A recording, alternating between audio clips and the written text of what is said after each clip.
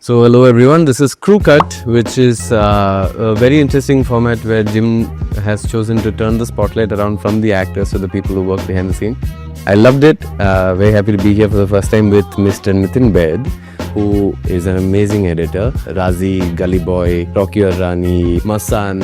Primarily, I'm very curious about an editor's job and how they go about it. So we're going to be chatting about everything under the editing sun. And I hope you enjoy the episode.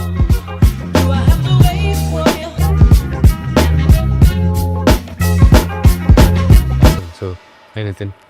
Hi Roshan. Nice Good to finally meet you. Right? I've heard It's so been- much about you. Yes, We've now worked 2 films together. 2 films together. Very strange that this is the first time we're meeting Yeah. and that it's being recorded. So, I think when I first came across an episode of Crew Cut, I thought it was an interesting concept. And I've always been very curious about the editing side of things. Yeah. But having said that, disclaimer to everyone is I have absolutely no knowledge of editing. So this is going to be a very layman's That's fine. perspective. So you are going to be explaining a job to a child. Do that all the time, I think. Ouch. Okay. I'm sorry for you. No.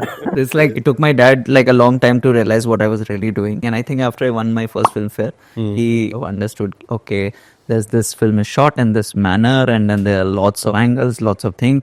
And then you're working on an edit to build an emotion. And the whole beauty of editing, I feel, is like, I think Spielberg said on an Oscars or somewhere where he talked about like how difficult it is to know what really happened on the edit. Yeah. Because what a film goes through, what a film journey has. And I've had such films where I know what a journey had been in terms of just arriving at that final edit. Yeah. Sometimes it's for good, sometimes it's for bad, both Yeah. ways kind of Yeah. a thing. Yeah. But at least that feeling just brings forth how much control you have like on an edit and what you can really change the game in terms of edit and everything. And it's a very addictive form, I feel.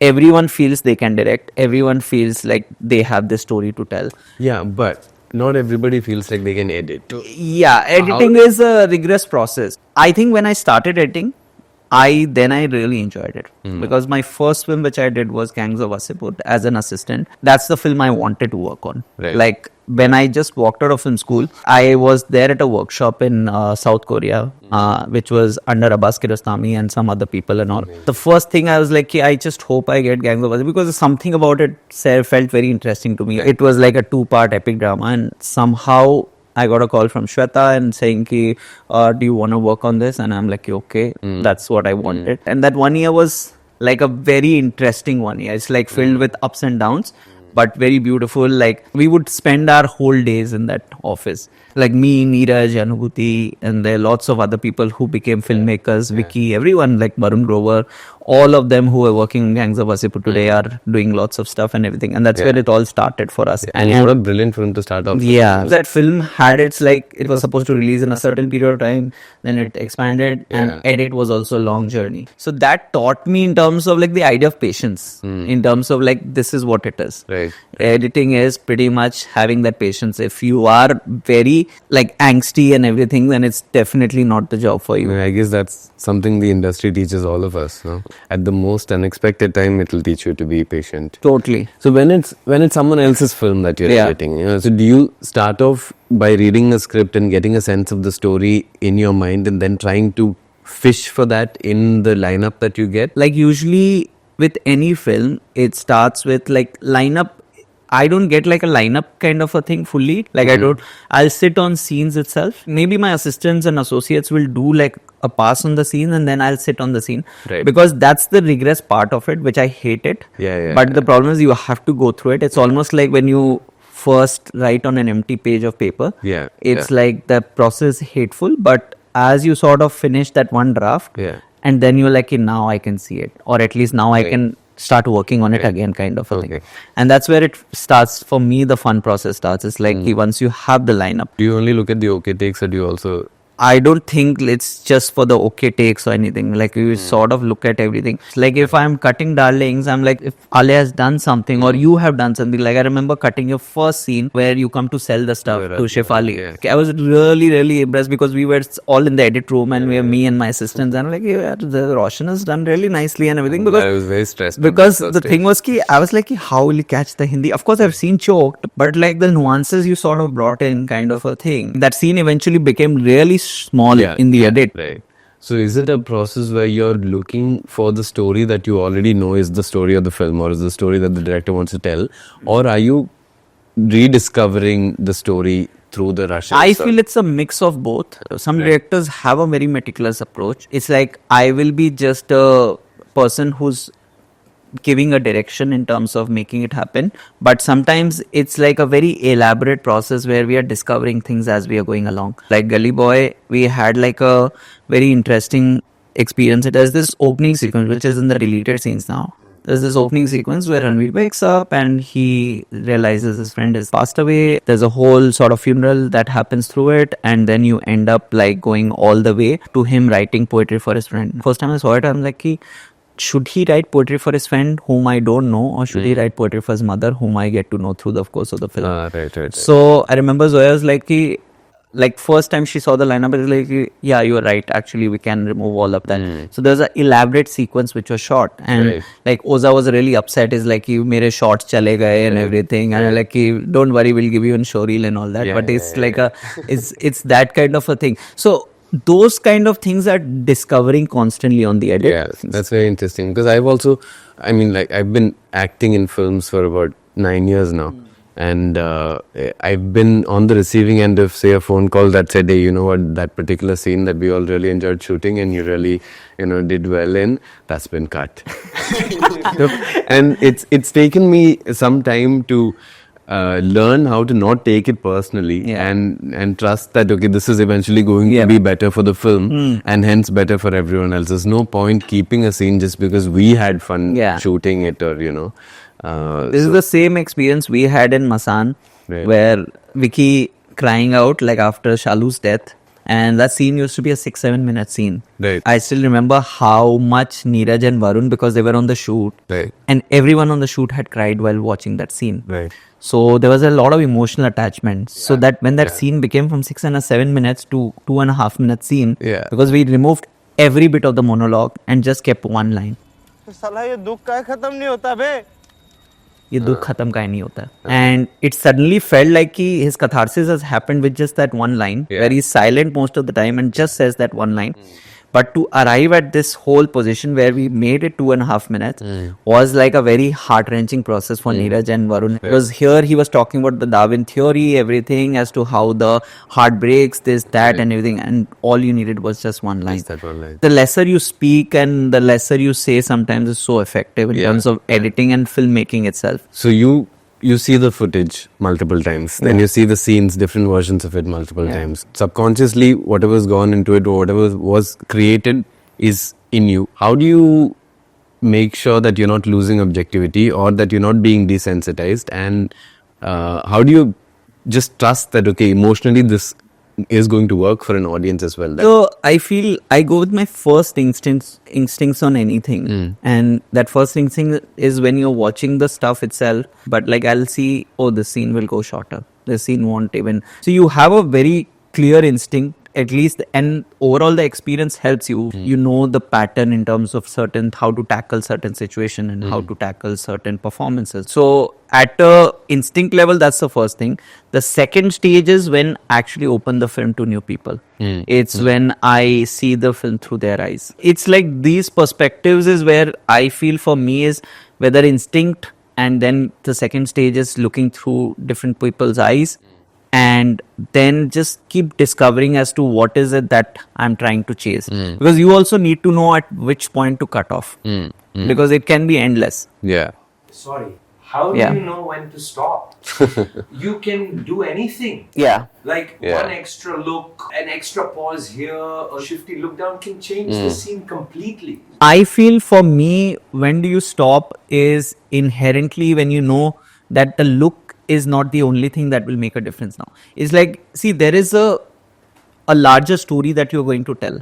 And when you know my larger story is coming, the film that I imagined, the narrative that I imagined, the vision that I imagined is completely out there now. You yourself will have the journey where you, as an artist, you like you yourself has like, I've given best to this performance. I don't know, I can give much more after this. So you know where is that drawing line something. I personally feel everything doesn't need to be perfect. Right. I'll enjoy a lot of imperfection because I feel like imperfection makes it something special. Yeah. But as long as the perfection in that imperfection is like you are telling the story you wanted to tell, your voice is very visible, your the director who like was communicating that and the story that was written on the paper, all of that is coming effectively, and that's the cue point for me to sort of know key this is where it stops.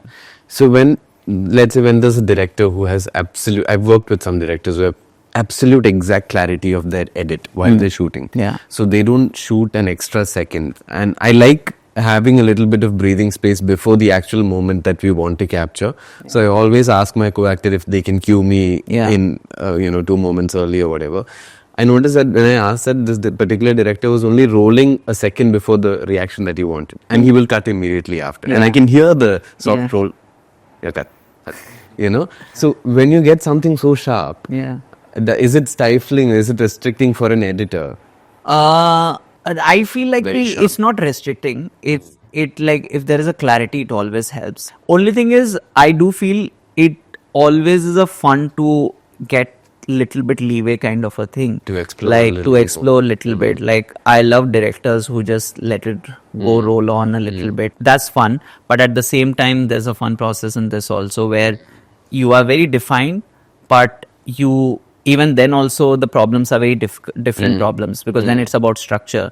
I was talking to once the Hridayam director. I met him and he was acting in a film and he's like, one editor is directing, and he's like, yesterday we shot a scene and he edited at night, and then he's like, we can do something new with the scene, and then we shot the scene, and I'm like, that's the life. That's how filmmaking ideally in an ideal world should be. It's like you can take these mistakes, you can make this like go back and reshoot. Like reshoot is constantly looked down upon in the industry, and I feel like a reshoot is the most beautiful thing. I had a huge culture shock when I found out that it's a reshoot is something so accessible. In here, because over there it's quite taboo. See, like asking for a reshoot means something's terribly wrong.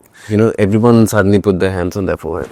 Oh God, reshoots, actors' dates again, location. Oh, that particular location permissions. It's such a big. The industry makes it feel like it's a very free flowing process. Like I don't know what about. But we also make films very quickly. That is true. So it's like 30-35 days a film is done. You ask for a reshoot for like 2 days. That's a considerable percentage of the shoot day itself and the budget also. But I also want to ask you a very like actor perspective question. I know that we're at a time where every film almost is striving to be shorter and shorter. The shorter you get, it's supposed to be an advantage, something that will work in your favor. Do you feel like character arcs of characters who are not the protagonist are sacrificed in this effort to make the film shorter and crisper? I feel, firstly, I don't believe in shorter and a longer, firstly. Because I totally feel duration is a myth. Like in last 5-7 years, you pick out films, and I've said this many times in other interviews also, you pick out films which have worked mainstream, are long films. Right. They haven't, like shorter films haven't.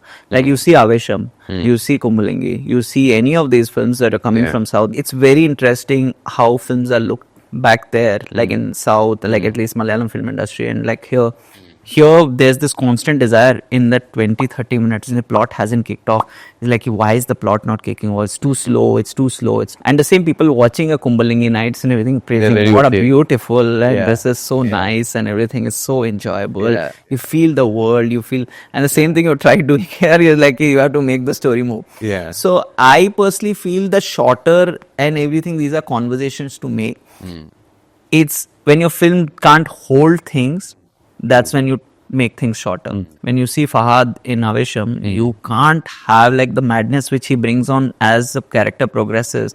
You won't feel that till you have like this side of him where you're feeling like, he's just a normal guy. This guy, what kind of a gangster he is and everything. And then suddenly you see the progression. That's where you enjoy it. Otherwise you won't have. That's what the arc is all about. And I feel like the audience itself has like like a way of looking at these films. Yeah, they And have that culturally they have been built into watching films in that sort of a manner, like Manjumal Boys or any of these films. Yeah. They have a cultural way of looking at things, whereas we as a culture is like a very differently we're built. But saying that, like even though Animal is a very different kind of a film, but it does play with the form massively, and you think like it constantly surprising you in some way or the other. And that aspect of it, I feel, works very effectively, because as long as the audience doesn't know where they are headed, Yeah. is the most interesting experience, because you are watching too much, you are consuming a lot right now. Yeah. And you feel like anything that you have a pattern to, you know, that you feel like, yeah, I know this, where it's headed. Like most of the films that we have enjoyed, or at least I have enjoyed, is like, yeah, I have no clue where the story is headed Yeah. in some direction. Yeah. Framework wise, it might just go in this direction, but I don't know how it will land. It's very interesting to think of, especially in the perspective of, see, films which are being remade, Yeah. and there are so many remakes happening. Yeah. Or say you take a movie like Munna Bhai MBBS or Manichitra Tare, it's become Bulbulai, it's been made in multiple industries. Yeah. And these films are vastly different, actually, when you think about it. So I've always wondered, do they adapt only for context, or do they also adapt for audience? I've actually always wanted to do this experiment of watching all the versions of it in all industries back to back.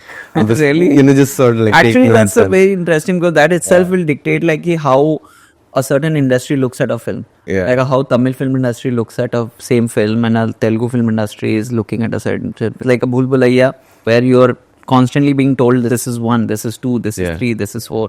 Whereas there, it's very psychological. Yeah. It's trying to definitely. build it around, which is a liberty which comes with audiences, like, which are slightly evolved in terms of Right. watching those kind of films. They're used to watching a certain kind of pacing. Like I come from Calcutta, so a Ritvik Ghatak film or a Satyajit Ray film or like a Mrinal Sen film, all are so different in terms of the stylistic approaches. But those initial years have set the framework in terms of what the audience have been used to. And there's a certain expectation or certain things that are attached to it. Even performances, I feel like even like which is that film where Fahad goes like really crazy. He has it's like everything is like so interesting in terms of performances. And And it's like my favorite underdog story. Yeah. You know, and speaking of underdog stories, Yeah. you've done a lot of those. So have you noticed a trend in the kind of stories you're? I feel underdog stories inherently, we live in an environment where people are constantly look for uplifting stories, because everyone is going through so much that you're constantly seeking that there's some sort of the story that tells you, motivates you, or makes you on a feeling that it can be achievable or something that you aspire to. But I do feel post-pandemic, the underdog story, just the underdog story is not enough. Like it has to be constantly churned with a newer narrative. If you're just telling me a simple underdog story, how are you subverting the expectation and yet managing me to make me reach there is where I have fun with it. Though we as a country has like crazy underdog stories, and I feel like there's no end to it per se, but I feel like telling will have to change. Structures, the narrative ability to say it has to change. Yeah. Take me through it a little bit. What does structure mean to you? It's not just playing around with timelines when you say play with structure. So. I feel structure for me is how you tell a certain story, how to tell the story in the most engaging manner. It's like how many questions can you raise? Because we as an audience have very lower attention span now than ever before. Right. Something like a best example of like how to play with structures, like Social Network does it. You were just jumping between 3 timelines, and it's constantly doesn't like not letting your audience settle. And that is something which I find is very interesting, which I feel we don't aim to try much more. I feel if we try much more, it will be much like a lot more fun. It can really shift the audience gears and everything, because you are playing with the audience at some level. You are psychologically, that's the fun aspect of editing, directing, and telling a story. So talk to me about how your process or your approach changes, say when you're doing a Rocky or Rani and a Trapped or a Darlings and a Razi, like we discussed. There are 2 things which really work, is audience expectation with a certain genre, and how do you subvert the expectation. There's a certain way the story has been written, and obviously that is one way of approaching it. If it's not emotionally connecting, then how do I subvert the genre? Like in a Rocky Rani, is a classic old school family rom-com, but done in a slightly interesting manner. So there the whole thing is, how do I let them connect with my characters first? And because it's a rom-com, it's at a core level, it works with chemistry. The chemistry between the lead pairs is working or not. If that doesn't work, then everything falls flat. The same way a thriller like a Razi, there you are bringing the audience into a world. You know that audience wants to be one step ahead to two steps ahead. How to make them feel like they are two steps ahead, but yet they are far away. And you walk into a thriller film wanting to be surprised. If it's not like on paper, not reflected on the screen, then you push as much as you can through edit and through style and through pattern to make it feel like where it's landed, it's the most effective. So I've noticed that you worked with multiple directors more than once, like Meghna, Zoya Akhtar, if I'm not wrong, and actors as well. So what is that experience like? You know, you sort of like meet each other after considerable amount of time and work has passed. Yeah. So how do you spot the evolution in it?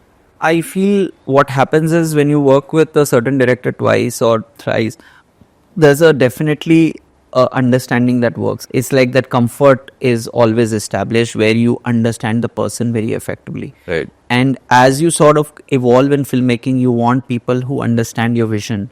There's a massive trust that comes into. And you also see that whether the director also, as like what we have tried to achieve, are we moving ahead or are we not moving ahead?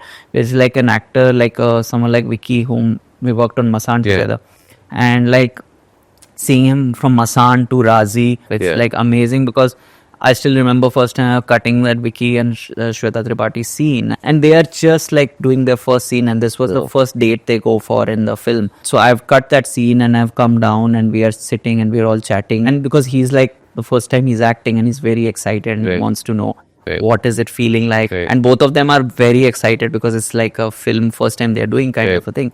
So that thing, and now I meet Vicky and everything in terms of like, obviously the experiences change you, but like at a core level you are still aspiring to constantly do something new and constantly chase something. And Vicky's is something which has been very close because we worked on a film as an assistant. Masaan was the first independent. Masaan was his first film, and Masaan was my first independent film. And to seeing him in Razi when he is like opposite Alia, to Sam Manekshaw, where I was like, this man can do anything. I already have a sense of what you're going to say, but what would you like to change about the industry? I would like to change a couple of things, which is firstly respect for time and quantified with the money that's paid. That's one of the main things I feel. I always feel like there's a certain segment of production which is not looked after, because till the time the footage is in, everyone is worried ki footage aega. But after that process, whether editing, sound, everything, that is looked slightly down upon. I feel like that feeling